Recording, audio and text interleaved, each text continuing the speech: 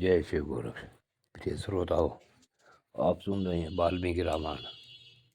और आज आप सुनेंगे वाल्मीकि रामायण का भाग 163 तथा उत्तरकांड का भाग 27। पिछले भाग में आपने सुना कि श्री रामचंद्र जी ने अपने भाइयों को राजकाज किस तरह चलता है ये बताते हुए किस प्रकार से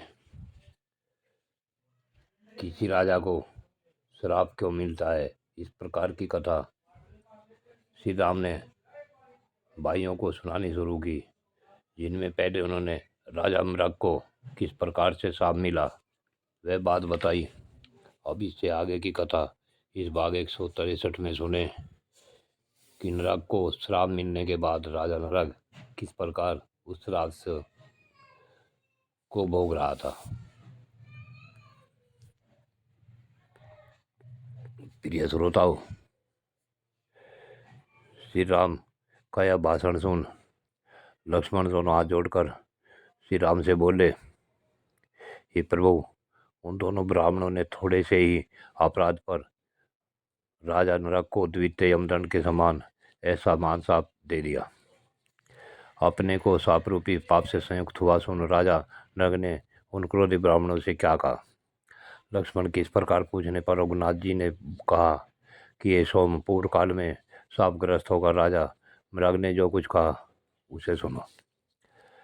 जब राजा नरक को यह पता लगा कि वे दोनों ब्राह्मण चले गए, नारद और पर्वतीय दोनों कल्याणकारी और अनिंद देवर्षि मेरे पास आए थे। ये दोनों ब्राह्मणों के दिए हुए साप की बात बताकर मुझे महान वैदेव वायु के समान तीव्र गति से ब्रह्मलोक को चले गए। वे जो वसु नामक राजकुमार हैं, इन्हें इस राज पर अभिषिक्त कर और कारीगरों से एक ऐसा गड्ढा तैयार करवाया जिसका स्पर्श सुखद हो। ब्राह्मण के मुख से निकले हुए उस सांप को कहीं वहीं रहकर मैं बिताऊंगा। एक गड्ढा ऐसा होना चाहिए जो वर्षा के कष्ट का निवारण करने वाला हो, दूसरा सर्दी से बचाने वाला हो, और शिल्पी लोग तीसरा एक ऐसा गड्ढा तैयार करे जो गर्मी का निवारण करे और जिसका स्पर्श सुखदायक हो। जो फल देने वाले वृक्ष हैं और फूल देने वाली लताएं हैं, उन्हें उस गड्ढों में लगाया जाए। घनी छाया वाले अनेक प्रकार के वृक्षों को वहाँ आरोहण किया जाए। ऐसी व्यवस्था करके राजकुमार वसु को राज सिंहासन पर बिठाकर राजा ने उस समय उनसे कहा, बेटा, तुम प्रतिदिन धर्मपरायण रहकर क्षत्रिय धर्म के अनुसार प्रजा का पालन करना। दोनों ब्राह्मणों ने मुझ पर इस प्रकार साप द्वारा प्रहार किया है और वह तुम्हारी आंखों के सामने है। हे नरश्रेष्ठ, वैसे थोड़े से अपराध पर भी कष्ट भोग होकर उन्होंने मुझे साप दे दिया। पुरुष परिवार, तुम मेरे लिए संताप न करो। बेटा, जिसने मुझे व्यसनी बनाया, संकट में डाला है, अपना किस किया हुआ वह प्राचीन कर्म ही अनुकूल प्रतिकूल फल देने में समर्थ होता है। नरश्रेष्ठ, श्री राम अपने पुत्र से ऐसा कहकर मां यशस्वी श्री राजा नरक ने अपने रहने के लिए सुंदर ढंग से तैयार किए गए गड्ढे में प्रवेश किया। इस तरह उस रत्न विभूषित मान गर्त में प्रवेश करके उस समय महात्मा राजा नरक ने ब्राह्मण द्वारा रोषपूर्वक दिए गए उस साप को भोगना आरंभ किया। श्री राम ने कहा कि लक्ष्मण, इस तरह मैंने तुम्हें राजा नरक के साप का प्रसंग विस्तार पूर्वक बताया है। आगे भी सुनिए किस प्रकार से राजाओं को श्राप मिलता है। श्री राम ने पुनः उत्तम वाणी में कथा कहनी आरंभ की। ये वीर लक्ष्मण, महात्मा इक्ष्वाकु पुत्रों में निमि नामक एक राजा हो गए हैं। वे पराक्रम और धर्म में पूर्णतः स्थिर रहने वाले थे। उन पराक्रम संपन्न नरेश ने उन दिनों गौतम आश्रम के निकट वेदपुरी के समान एक नगर बसाया। माया यशस्वी राजऋषि निमिष ने जिस नगर में अपना निवास स्थान बनाया उसका सुंदर नाम रखा गया वैजंत। उस महानगर को बसाकर राजा के मन में यह विचार उत्पन्न हुआ कि मैं पिता के हृदय को आह्लाद प्रदान करने के लिए एक ऐसे यज्ञ का अनुष्ठान करूं जो दीर्घकाल तक चलता रहने वाला हो।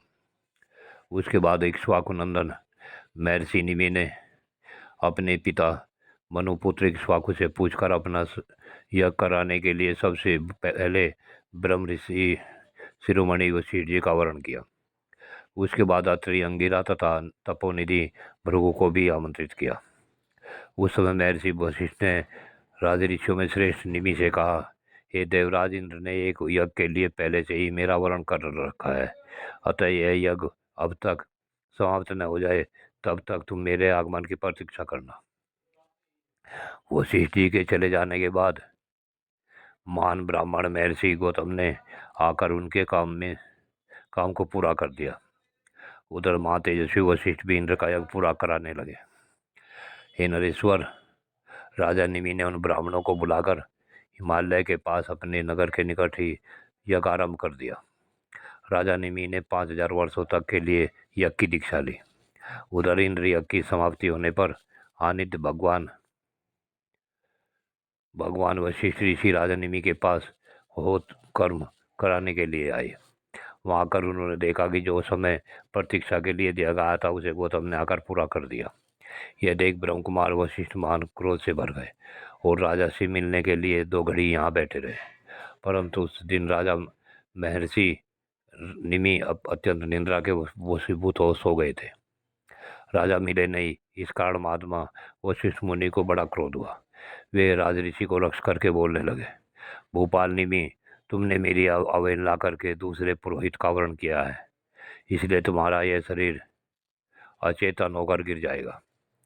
तदंतर राजा की नींद खुली। वे उसके दिए हुए सांप की बात सुनकर क्रोध से मूर्छित हो गए और ब्रह्मयोनि वशिष्ठ से बोले, मुझे आपके आगमन की बात मालूम नहीं थी, इसलिए सो रहा था, परंतु आपने क्रोध से कलुषित होकर मेरे ऊपर दूसरे हमदर्द की भांति शाप अग्नि का प्रहार कर दिया है। अतः ब्रह्म ऋषि, निरंतर शोभा से युक्त जो आपका शरीर है वह भी अचेतन होकर गिर जाएगा, इसमें संशय नहीं है। इस प्रकार उस समय रोष से वो विचलित हुए। वे दोनों राजन और ऋषिवर परस्पर शाप दे सहसा विदय हो गए। उन दोनों के प्रभाव ब्रह्मा जी के समान थे। प्रिय श्रोताओं, आज की कथा यहीं पूर्ण होती है।